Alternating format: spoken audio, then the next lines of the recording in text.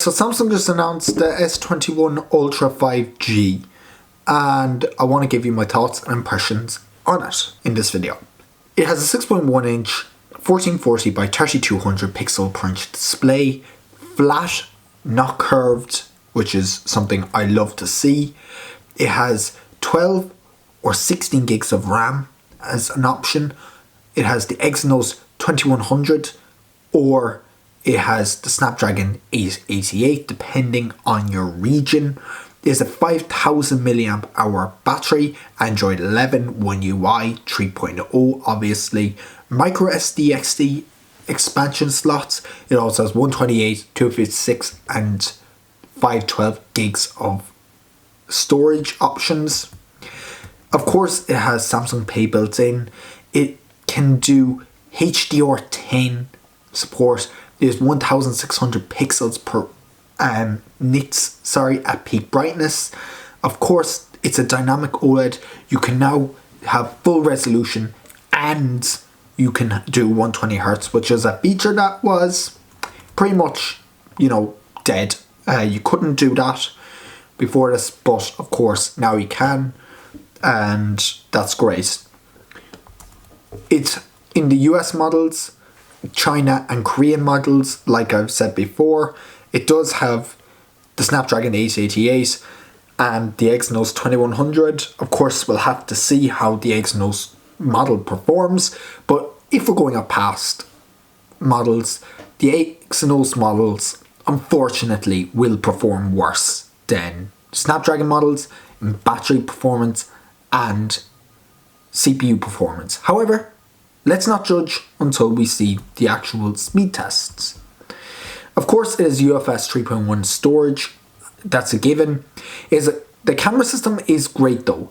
It has a 108 megapixel second gen sensor at f1.8 26mm wide angle, and I'm filming this at 14mm, so you can kind of get a perspective there of how wide that is. Of course, it has laser autofocus like a LiDAR sort of sensor, but it's not called LiDAR. It has optic image stabilization, of course.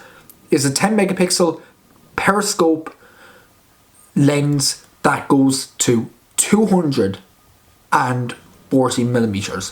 For reference, this is a 70 to 300mm lens made by Canon, and about that would be the zoom range on a Canon dedicated lens for zoom. So you kind of get perspective there. Of course, it'll be a 50 times zoom. We assume it's not going to be anything too major because they don't want to overdo it and they don't want it to look crap like they did on the S20 Ultra. It has an f4.9 aperture, so very similar to this lens I'm filming on at the moment, if that's any help. So you won't get very much depth of field, but when you're zooming in, eventually you will get depth of field, but you're not using that lens to get depth of field.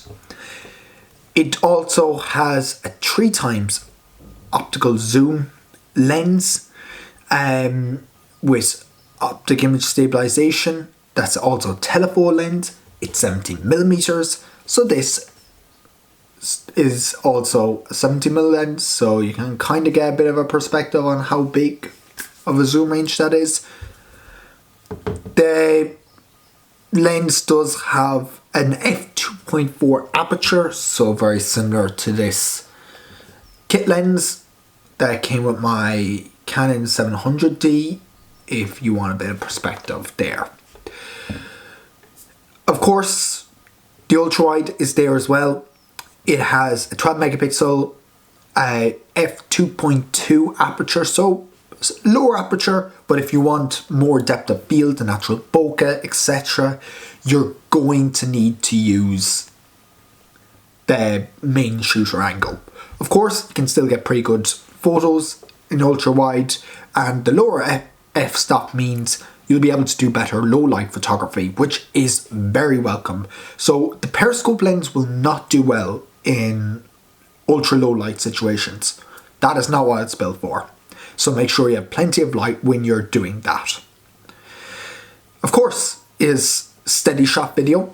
So, of course, even on the lens I'm using at the moment or on your iPhone, of course you're going to have better stabilization because the lens is wider and it is optic image stabilization, so this thing will not have a problem. Now let's go into video capabilities.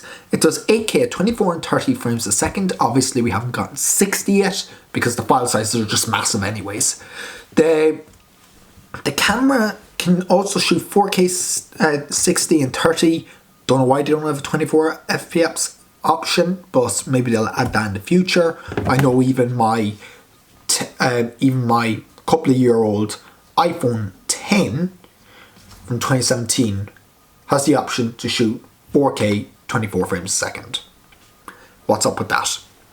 It also does 1080 at 30, 60 and 24 FPS, which is insane. And then 720p at 960 FPS, which is ultra slow-mo, really cool. I love it. And it has gyro, electric image stabilization and optic image stabilization. So this video should be very stable. The telephoto lens is the only thing that can record 8K video though. It doesn't shoot on the main shooter.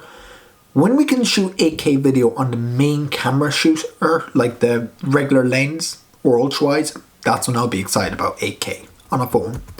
The front facing camera is significantly improved as well. Currently, if you have a regular phone like, I don't know, an iPhone 10, the phone is going to have a 7 megapixel ultra wide camera. However, this one has a 40 megapixel f2.2 26mm and camera. So it's going to have a really nice front facing camera. It'll do great in low light, and you know, because everyone wants to take selfies in low light at those concerts, because everyone goes to concerts now, obviously. No, we don't. The front facing camera can shoot 4K at 30 and 60 frames a second and 1080p 30 frames a second. Why don't they have 60 as an option for 1080p? I don't know, but still fun either way. Of course, Samsung always gives you the option to shoot in 18:9 aspect ratios and 16:9 aspect ratios, tuned by AKG speakers. So this thing is a beast of a phone, speakers wise. Of course, there's USB Type-C.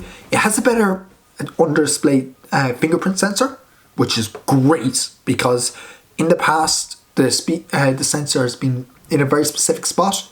The sensor spot has actually gotten bigger. Of course, it is fast charging, 25 watts. Fast charger not included in the box. And it has Samsung DeX support, wireless DeX support if you put it on a thing charger made by Samsung, of course. 15 watt wireless charging and reverse wireless charging at 4.5 watts. So that is actually slower than my 5 watt brick that came with my iPhone. So for reference, it's going to cost €1,400 and it's going to come in platinum black and platinum silver. Really, really interesting phone. I love the design. It's very peculiar. It's not one that we've seen often because a lot of the time when the iPhone 10 came out, for example, we just got the traffic lights camera system and we got notches and all that. But honestly, I think you are going to love this design. It's very, very divisive. But I think that's a good thing because it's no longer just a clone of every single other phone ever. So let me know what you think in the comment section below. Will you be picking up this phone? I'm curious. All that and more, let me know. I'm Connor. I'll catch you next one.